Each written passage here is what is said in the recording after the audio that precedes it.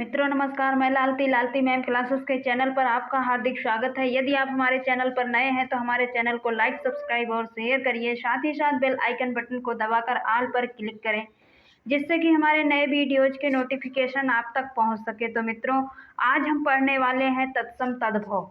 तत्सम शब्दों अर्थात तत्सम और तद्भव। तत्सम तद्भव आपके एग्जाम ऑफ व्यू से बहुत ही इम्पॉर्टेंट है। देखें, तत्सम तद्भव आज मैं आपको अच्छे ट्रिक से बताने वाली हूँ कि आप शब्दों को देखते ही बता दोगे कि इसमें तत्सम है या तद्भव। दोस्तों, आप भी सोचोगे क्या इस तरह कोई ट्रिक है? तो मित्रों, ये ट्रिक मैंने बनाई नहीं है, ये ट्रिक व्याकरण के नियम के अनुसार ही बताए जा रहे हैं, जो कि व्याकरण में ऑलरेडी लिखा हुआ है।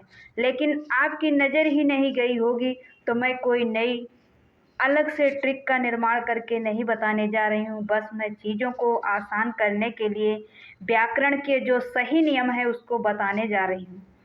नॉर्मली जो आपके पढ़ने का सही तरीका ये होता है कि जब आप तत्सम तद्भव को देखते हो तो तत्सम है, तद्भव है, अर्थात ये तत्सम है, ये तद्भव है, ऐसे नहीं पढ़ा जाता है। अर्थात इस प्रकार से नहीं पढ़ा जाता है कि रटो कि ये तत्सम है, आँख का होगा आँख तत्सम है, अंक तद्भव है, आँच तद्भव है, अंक तत्सम है। इस प्रकार से नहीं, ऐसे नहीं पढ़ा जाता है। कितने शब्द आप रट सकते हो? नहीं रट सकते हो ना। 200, 400, 500 याद करोगे, लेकिन हो सकता है आपके एग्जाम में कुछ ऐसा पूछ ले जो आपने पढ़ा ही ना हो। ऐसे में आपका नंबर मतलब क्या है, गलत हो जाएगा, एक नंबर कट जाएगा। तो उस नंबर को बचाने के लिए मैं 3, 4, 5, 6, 7 मेथड बताने वाली हूँ। अगर ये मेथड याद करके अप्लाई करोगे तो चीज़ें अपने आप याद हो जाएंगी। तो चलिए स्टार्ट करते हैं और पढ़ते हैं तत्सम तद्भव क्या होता है। कहने का मतलब तत्सम और तद्भव क्या होता है। तो देखिए, वैसे आपको 3-4 चीज़ें यहाँ पर ध्यान देनी है कि तत्सम तद्भव देशद विदेशद, अर्थात जब हम शब्द के भेद के बारे में जाते हैं, शब्द भेद में पढ़ते हैं कि उत्पत्ति के आधार पर शब्द के 5 भेद बताए गए हैं, जिसमें है तत्सम तद्भव देशज विदेशद और संकर।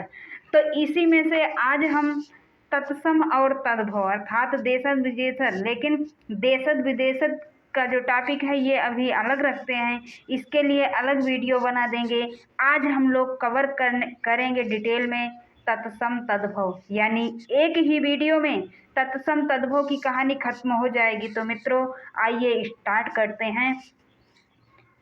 तो पहला शब्द है तत्सम, अर्थात सबसे पहला शब्द यहाँ पे क्या है?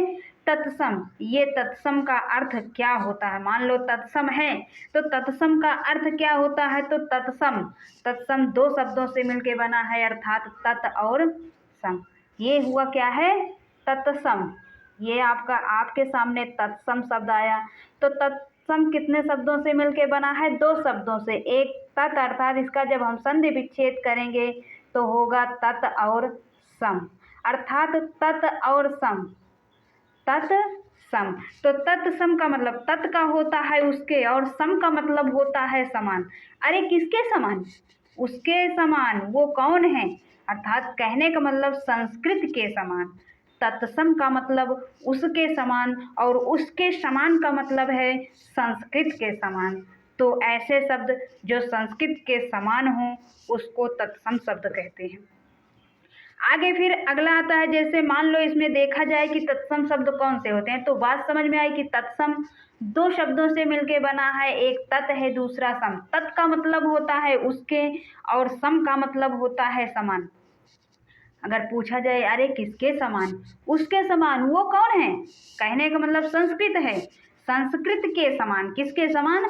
संस्कृत के समान। तो हिंदी में बहुत से शब्द संस्कृत में सीधे आ गए हैं, और आज भी उसी रूप में प्रयोग किए जा रहे हैं, और उसी रूप में जो प्रयोग किया जा रहा है हिंदी में उसे हम क्या कहते हैं? तत्सम कहते हैं। तो जो ऐसे शब्द संस्कृत में समान हों, संस्कृत के समान हों, उनको तत्सम शब्द कहते हैं। जैसे अग्नि, वायु, सूर्य, पुत्र आदि, अर्थात प्रेम, कर्ण, चंद्र, चंद्रिका, ये सब आपके क्या है? अग्नि, वायु, सूर्य, पुत्र, प्रेम, कर्ण, चंद्र, चंद्रिका, सर्प, चणक, हस्त, द्राक्षा, अट्टालिका, कंकड़। ये सारे शब्द आपके कहाँ के हैं? संस्कृत के। चणक, हस्त, द्राक्षा, अट्टालिका, कंकड़, यव, गोधूम, कर्ण, चंद्र, चंद्रिका, सर्प, पाश। तो देखिए आधा गा आया है, अग्नि में क्या आया है? आधा गा। तो इसी प्रकार से हम पहचानेंगे। आगे वायु में क्या है? या है। सूर्य में क्या है? रा है। अर्थात पुत्र में क्या है? त्रा आ गया है। प्रेम में क्या है? पदेन रा है। आगे कर्ण में भी रा है। चंद्र में रा है। चंद्रिका में रा है। अर्थात कहीं भी पदेन रा चाहे आए, चाहे ऊपर लगाने का रा आता है तो क्या हो जाता है? वहाँ पे आपका तत्सम शब्द हो जाता है। तो इसी प्रकार से कहीं पे आधा सा आ रहा है, तालव्य का सा आ रहा है, दंत का सा आ रहा है, छा से क्षत्रिय आ रहा है। तो इस प्रकार से हम पहचानते हैं कि ये कौन से हैं? तत्सम शब्द हैं। आगे फिर अगला आता है, आगे है तद्भव। क्या है? तद्भव। तो तद्भव भी क्या होता है? दो शब्दों से ही मिलके बना होता है। एक होता है तद और दूसरा होता है भव, अर्थात तद्भव। अगर हम तद्भव को लिख रहे हैं तो तद्भव क्या है? तद्भव भी दो शब्दों से मिलके बन रहा है। एक है तद और दूसरा है भव। तद का मतलब होता है उससे। तद का मतलब क्या होता है? उससे। अर्थात तद का मतलब होता है उससे, भव का मतलब होता है होना। तद का मतलब होता है उससे और भव का मतलब होता है होना। तो तद्भव अर्थात तो उससे होना। किससे होना?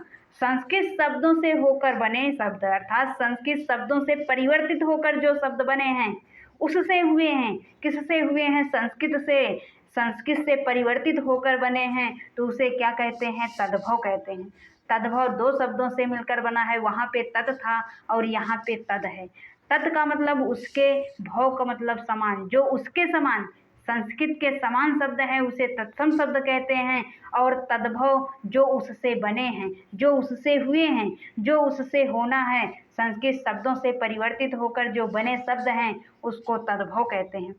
ऐसे शब्द जिनका जन्म संस्कृत से ही हुआ है परंतु आज उनका स्वरूप क्या हो गया है? बदल गया है। जैसे मान लो आपका कर्पूर था तो कर्पूर क्या था? तत्सम था। और यहाँ पे आपका हो जाएगा कपूर। कपूर, क्योंकि संस्कृत का कर्पूर को ही परिवर्तित रूप बना करके यहाँ पे क्या बन गया? कपूर। हाथ, जैसे क्या है? हाथ। आपका तद्भव में क्या मिलेगा? हाथ। तो संस्कृत के हस्त का ही ये क्या है? परिवर्तित रूप है। आगे यहाँ पे वहाँ आपको मिला चणक, तत्सम में मिला चणक, और यहाँ पे आपको मिलेगा चना। तो चना अर्थात ये भी चणक, संस्कृत के चणक का ही क्या है? परिवर्तित रूप है। इसी प्रकार से बहुत सारे शब्द हैं आपके सामने। हस्त है, हाथ का अर्थात चणक का चना परिवर्तित रूप हो गया। चणक संस्कृत में चणक था और आपका हिंदी में जब आया तो चना हो गया। हस्त का हाथ हो गया। तत्सम में आपका हस्त था और तद्भव में आया तो हाथ बन गया। द्राक्षा अर्थात तत्सम में द्राक्षा था और तद्भव में आया तो दाख बन गया। अट्टालिका और तद्भव में आई तो अटारी बन गई। कंकड़ अर्थात कंकड़, तत्सम में कंकड़ था और तद्भव में आया तो कंगन हो गया। तत्सम में यौ था और तद्भव में आया तो जौ बन गया। तत्सम में गोधूम था और तद्भव में आया तो गेहूं बन गया। इसी प्रकार से कर्ण तत्सम में था और तद्भव में आया तो कान बन गया। तो इस प्रकार से जो संस्कृत से परिवर्तित होकर के बना है उसे क्या कहेंगे? तद्भव शब्द कहते हैं। तो आइए हम जानते हैं तद्भव और तत्सम, जो तत्सम एवं तद्भव हैं उनको पहचानने के कुछ नियम समझ लेते हैं। जैसे आपका पहला नियम ये बता रहा है, नियम नंबर 1 है कि कहीं पे अर्थात दोस्तों कहीं पर भी आपको चंद्र बिंदु वाले शब्द मिल जाएं। कौन से? चंद्र बिंदु वाले शब्द मिल जाएं तो आप बिना देखे ही अर्थात देखिए चंद्र बिंदु लगा है तो वहाँ बिना सोचे समझे आपको उसमें तद्भव शब्द कर देना है। कौन सा शब्द होगा? तद्भव शब्द। कहीं पर भी आपको चंद्र बिंदु लगा हुआ शब्द मिलता है, कहीं पर भी, क्योंकि परीक्षा में इतने सारे प्रश्न हैं जिसको हम पढ़े ही ना हो वो आ जाए। तो सिर्फ हमको नियम नंबर 1 में याद ये रखना है कि किसी भी शब्द में अगर चंद्र लगा हुआ मिल जाए, चंद्र बिंदु लगा हुआ मिल जाता है तो उसमें आंख मूंद करके हमें क्या कर देना है? तद्भव कर देना है। अर्थात क्या करना है? तद्भव कर देना है। जैसे यहाँ पे आपका दिया गया है कुछ प्रैक्टिकल के रूप में, कहोगे कैसे हो गया? मान मान लो कहीं पे आपको लिखा मिल जाए, क्या मिल जाए कि चंद्र बिंदु वाले शब्द लिखा मिल जाए, तो मान लें हमें क्या करना है, वहाँ पे तद्भव करना है।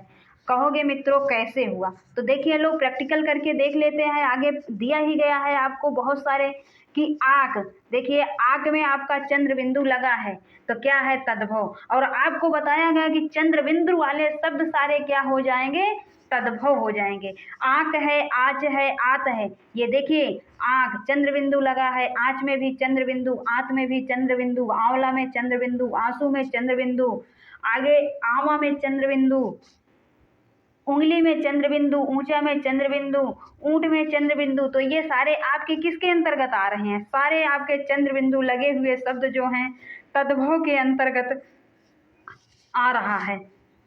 आगे इसी प्रकार से देखिए आपका आंक का तद्भव में जाएगा, तद्भव में आंक है और तत्सम में अंक हो गया। आँच का तत्सम, आँच तद्भव शब्द है और तत्सम में अर्च हो गया। कहने का मतलब चंद्र बिंदु कहीं पे भी मिलेगा तो वहाँ पे हमें आग मूंद के लगाना है तद्भव, और तत्सम अंक, अर्ची, अत्र, आमलक अर्थात आंसू का अश्रु हो जाएगा, आमा का अपाक तत्सम में हो जाएगा, उंगली का अंगुली हो जाएगा, ऊंचा का उच्च हो जा रहा है, उठ का उष्ट हो जा रहा है, आगे कवल का कमल हो जा रहा है, कहाँ का कुत्रस्त हो जा रहा है, कुत्र हो जा रहा है, कांच का कांच, कांटा का कंटक। तो जितने भी आपके चंद्र बिंदु वाले, कुंवर है, कुंवारा है, खांसी है, चांद है, चांदनी, छाह, जांग, ठाव, डंडा, गांठ, गेहूं, गांव, गंवार, परछाई, पांचवा, पहुँच, पाँव, मूछ, पूंजी, फांसी, बाज, वांद, वांदना, बांसुरी। तो आपको कितने सारे याद रखने वाले शब्द नहीं है, सिर्फ आपको ध्यान में रखना है नियम नंबर 1 कि चंद्र बिंदु लगा हुआ कहीं भी शब्द हमें मिल रहा है तो वो आपका क्या होगा, तद्भव हो जाएगा। अर्थात कुंवर का कुमार तत्सम है, कुमार तत्सम है, कुमारक तत्सम है, काश तत्सम है, चंद्र तत्सम है, चंद्रिका तत्सम है, छाया तत्सम है, जगह तत्सम है, दंड तत्सम है, ग्रंथि तत्सम है, गोधूम तत्सम है, गांव का ग्राम तत्सम शब्द है। तो इस प्रकार से तत्सम, तत्सम तो पहचानोगे कि संस्कृत के जो शब्द होंगे वो तत्सम होंगे, लेकिन तद्भव कहाँ पे होगा, जहाँ पे चंद्र बिंदु आपको लगा मिलेगा वहाँ पे तत्सम तद्भव शब्द हो जाएगा। पहुँच, पाँव, पूंछ, पूंजी, फांसी, बाज, बांध, बांधना, बांसुरी, बांस, बांका, बाया, बूंद। तो नियम नंबर 1 आपके समझ में आ गया कि कहीं भी अगर हमें चंद्र बिंदु मिलती है तो वहाँ पे हमें क्या करना है, तद्भव शब्द कर देना है। आगे देखिए नियम नंबर 2 आपका कहता है कि खा का छा में परिवर्तन। खा किसमें परिवर्तित हो जाता है, छा में परिवर्तित हो जाता है, जिसमें तद्भव शब्द में अगर क्या आए, तद्भव शब्द में आपका खा आता है और तत्सम शब्द में वही परिवर्तित किसमें प्राय हो जाता है, छा से छत्री में परिवर्तित हो जाता है। अर्थात आपके तद्भव में कहीं पर तद्भव में खा मिलता है और तत्सम में छा से छत्री में उसका परिवर्तन हो जाता है। तो यहाँ पे देखिए कि छा से छत्री का परिवर्तन किस प्रकार से हो रहा है। जैसे अखरोट, अखरोट में खा मिला तो खा की जगह पे क्या हो जा रहा है, छा से छत्री, तो लिख जा रहा है अछोट। अखाड़ा का अछवाट, अंगरखा का अंगरक्षक, सब में छा से छत्री। अर्थात कहीं पर भी आपको छा से छत्री नजर आ जाए, कहीं पर भी देखिए अछोट में, अछवाट में, अंगरक्षक में, अक्षय में, अक्ष में, अक्षय में, इठ में, कुछ में, छार में, क्षत्रिय में, छीर में, छुर में, क्षेत्र में, क्षेत्रित में। तो सब का परिवर्तन, सब क्या है, छा से छत्री। जहाँ पे आपको छा से छत्री नजर आए उसमें आंख मूंद करके आप तत्सम लगा दीजिए। अगर कहीं पर भी आपको खा नजर आता है तो वहाँ पे आप आंख मूंद करके तद्भव लगा दीजिए। तो इस प्रकार से पहचानने का सबसे अच्छा तरीका, क्योंकि हम कितने शब्दों को याद करेंगे, कितने शब्दों को, क्योंकि जो हम याद किए हैं वो पेपर में ना आए, तो सबसे अच्छा नियम याद करना हमारे लिए अत्यंत आवश्यक है। अर्थात नियम ही हमारे लिए इम्पॉर्टेंट है कि खा कहीं पे आता है तो वो तत्सम होगा, और खा का परिवर्तन छा से क्षत्रिय में होता है तो वो तत्सम होगा। अर्थात तत्सम होगा, खा छा में परिवर्तित खा आ रहा है तो तत्सम है, तद्भव है, और छा से छत्री आ रहा है तो तत्सम है। भीख खा आ गया तो ये क्या है, तद्भव है। भूख खा आ गया तो ये क्या है, तद्भव है। भूखा खा आ गया तो ये क्या है, तद्भव है। मक्खन माखन, इसमें खा आ गया तो तद्भव है। और इसी का परिवर्तित रूप अगर छा से छत्री आ जा रहा है, भिक्षा, बुभुक्षा, बुभुक्षित, वृक्षण, मच्छिका, रक्षण, रुक्षता, रक्षिका, रुख का वृक्ष हो जा रहा है, रक्षा का रुक्ष हो रहा है, लखन का लक्ष्मण हो रहा है, छा से क्षत्रिय में परिवर्तन हो रहा है, तो यहाँ पे आपका क्या हो जाएगा, तत्सम शब्द हो जाएगा। तो नियम नंबर 2 में आपको याद रखना है कि खा का परिवर्तन छा से क्षत्रिय में होता है और खा जिसमें होता है वो तद्भव होता है और छा से क्षत्रिय जिसमें होता है वो तत्सम होता है। अगला देखिए नियम नंबर 3 ये कहता है कि ऋषि, ऋषि का प्रयोग, अर्थात ऋषि का प्रयोग जहाँ पर भी आपको आएगा प्रायः वो शब्द क्या होते हैं, तत्सम होते हैं। तो याद रखने योग्य बातें अत्यंत ही इम्पोर्टेंट है कि ऋषि, ऋषि अर्थात ऋषि वाले शब्द का प्रयोग, ऋषि स्वर का प्रयोग प्रायः क्या होता है, तत्सम शब्द में ही होता है। कहीं पर भी आपको ऋषि का प्रयोग मिले तो वहाँ आंख मूंद करके आपको क्या लगाना है, तत्सम, तत्सम। क्योंकि आपको नियम नंबर 1 में क्या बताया गया कि आपको चंद्र बिंदु कहीं पे मिलती है तो वहाँ पे तत्सम कर देना है। चंद्र बिंदु कहीं पर भी मिले तो वहाँ पे तत्सम कर देना है। खा कहीं पे मिलता है, खा का परिवर्तन छा से क्षत्रिय में होता है तो खा आपका तद्भव हो जाएगा और छा से क्षत्रिय के जितने भी शब्द मिलेंगे आपका तत्सम हो जाएगा। क्या हो जाएगा, तत्सम। आगे फिर नियम नंबर 3 आपका कह रहा है कि ऋषि, ऋषि का प्रयोग प्रायः क्या होता है, तत्सम होता है। ऋषि का प्रयोग जहाँ भी होगा वहाँ क्या होगा, तत्सम होगा। जैसे अमी, अमी क्या है, तद्भव है। और अमृत क्या है, तत्सम है। कचहरी क्या है, तद्भव है। कृतगृह क्या है, तत्सम है। गृह, घृत, घृणा, घृष्ट, तृण, पृष्ठ सब में ऋषि। भ्रातु, भार्या, मृतिका, मृत्यु, श्रृंगाल, श्रृंगार। तो इस प्रकार से जो आ रहा है इसमें सब में क्या है, तत्सम है। और अमीय, कचहरी, घर, घी, घिन, ढीठ, तिनका, पीठ, भाभी, मिट्टी, मौत, सियार और सिंगार, ये सब क्या है, आपका तद्भव है। तो प्रायः कहीं पर भी किसी भी शब्द में कोई भी शब्द आपसे पूछा जा रहा है कि तत्सम कहाँ पे है, अगर आपको ऋषि, ऋषि वाले शब्द मिल जाएं, ऋषि, ऋषि स्वर के प्रयोग प्रायः मिल जाएं तो आप वहाँ पे आंख मूंद करके लगा दीजिए कि यहाँ पे क्या है, तत्सम है। आगे नियम नंबर आपका 4 ये कहता है कि रा का प्रयोग, अर्ध रा का प्रयोग, अर्ध रा का प्रयोग प्रायः क्या होता है, तत्सम होता है। नियम नंबर 4 भी आपको बता रहा है कि प्रायः अर्ध रा का प्रयोग जो होता है वो क्या होता है, तत्सम होता है। चाहे वो रेप का हो या पदेन का हो, चाहे रेप का रा हो या पदेन का रा हो, कोई भी हो, रा किसी भी रूप में आ रहा है, चाहे रेप में चाहे पदेन में, तो रा का प्रयोग जो होगा वो प्रायः क्या होगा, तत्सम होगा। कहीं पर भी अर्ध रा का प्रयोग दिखाया जा रहा है तो चाहे पदेन है चाहे रेप है तो वहाँ पे आपका क्या हो जाएगा, तत्सम शब्द हो जाएगा। जैसे देखिए कर्पूर, कार्य, कार्तिक, कर्ण, कर्तन, इसमें क्या है, रेप का प्रयोग किया गया है अर्थात रेप रा का प्रयोग है। आगे गुंजन, गृंजन, गर्दभ, ग्राम, चक्रवाक, ताम्र, निद्रा, प्रहर, व्याघ्र, भाद्रपद, भाद्रक, मुद्रण, हरिद्रा। तो देखिए इस प्रकार अर्थात चाहे रा का प्रयोग, अर्ध रा का प्रयोग चाहे रेप में हो या पदेन में, हमें आंख मूंद करके क्या कर देना है, तत्सम शब्द कर देना है। कहीं पर भी मिलता है। इसका अगर तद्भव रूप है कपूर, काज, कातिक, कान, काटना, गाजर, गदहा, कांव, चकवा, तांबा, नींद, पहेर, तो सबसे अच्छा पहचानने का अच्छा तरीका ये है कि रटने से अच्छा कहीं पर भी अर्धरा में पदेन और रेफ लगे तो वहाँ पे हमें तत्सम कर देना है। आगे नियम नंबर 5 आपका क्या कह रहा है कि तद्भव में आए हुए दंत सा को, अर्थात तद्भव में आपका जो आता है दंत सा, तद्भव में क्या मिले, दंत सा मिले और उसका परिवर्तन किसमें, स्रा और तालव्य के सा में हो जाता है। किसमें हो जाता है, तालव्य, अर्थात आपको तालव्य सा और स्रा मिले तो वह शब्द क्या होगा, तत्सम होगा। अगर दंत का सा आपको मिलता है तो वहाँ पे आपका क्या हो जाएगा, तद्भव। देखिए तद्भव में सारे दंत का सा दिखाई, सींग, सिंगार, सेठ, सावन, आंसू, आसरा, आशीष, 80, 24, जस, रास, साग, सलाई, सांवला, सूना, सतसई, सूखा, ये सब क्या है, आपका तद्भव शब्द है। और तद्भव में आपका दंत सा दिखे तो आप आंख मूंद करके, कहीं पर भी आपको दंत सा दिखता है शब्द में, तो आप आंख मूंद करके उसमें तद्भव लगा दीजिए। और कहीं पर भी आपको तालव्य का सा और स्रा दिखता है तो वहाँ पे आंख मूंद करके आप क्या लगा दीजिए,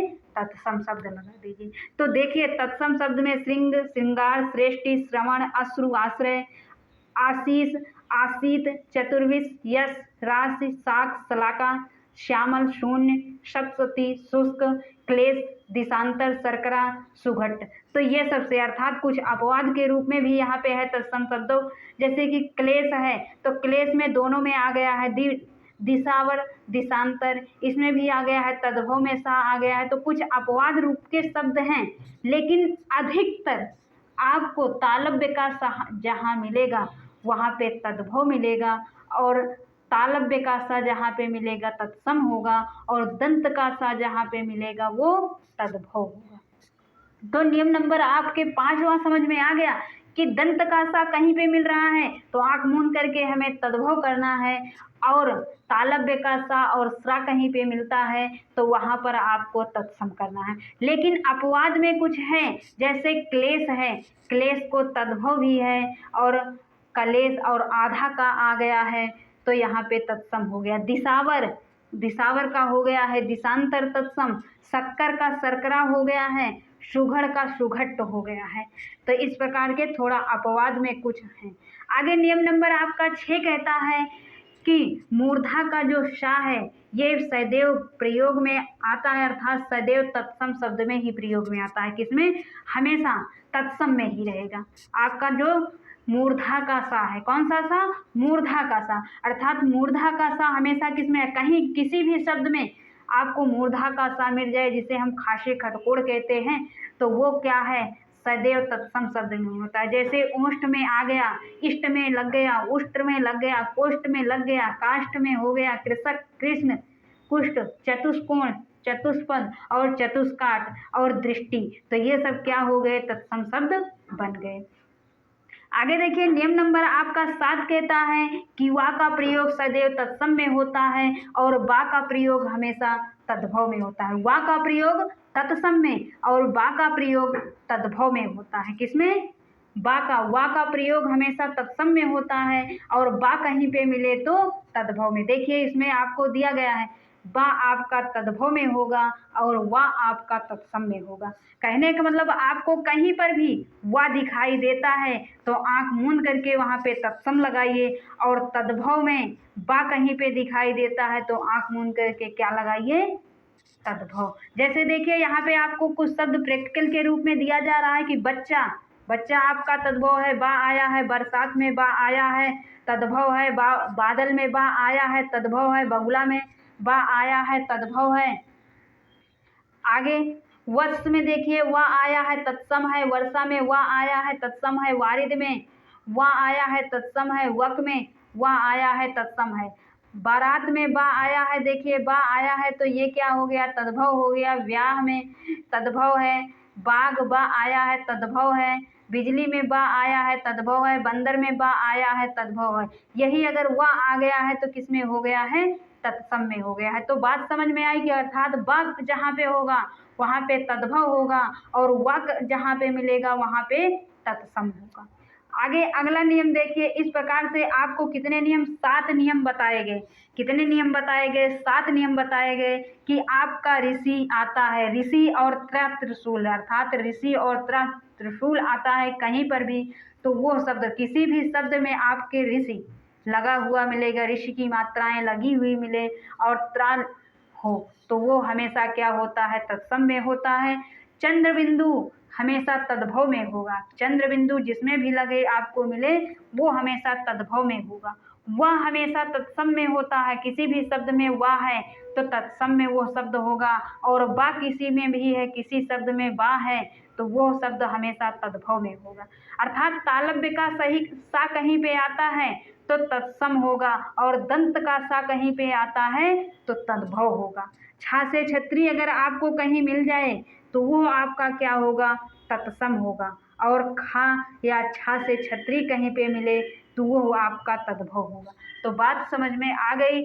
आगे फिर देखिए अगला प्रश्न, तो देखिए प्रैक्टिकल आपका यहाँ पे हो गया। आगे फिर अगली वीडियो में हम इसका प्रैक्टिस सेट करते हैं, क्योंकि वीडियो बहुत लंबी हो जाएगी। तो मित्रों, इन सभी बातों को याद आप रखेंगे तो निश्चित रूप से आप अच्छा करेंगे, गलतियाँ आपसे नहीं होगी। क्योंकि अगर आप नियम को याद रखे रहेंगे कि 7 नियम हैं और इन्हीं 7 नियमों के अंतर्गत आप कम से कम 1000-2000 प्रश्नों शब्दों को याद कर सकते हैं। और इनको नियमों को याद करना अत्यंत ज़रूरी है। अगर नियम आप याद कर लिए तो निश्चित रूप से आप अच्छा करेंगे, गलतियां आपसे नहीं होगी।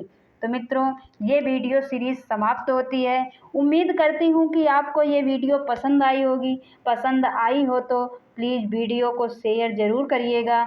निवेदन है आप लोगों से कि इतनी मेहनत करनी पड़ती है तो प्लीज़ चैनल को सब्सक्राइब करना ना भूलें। धन्यवाद।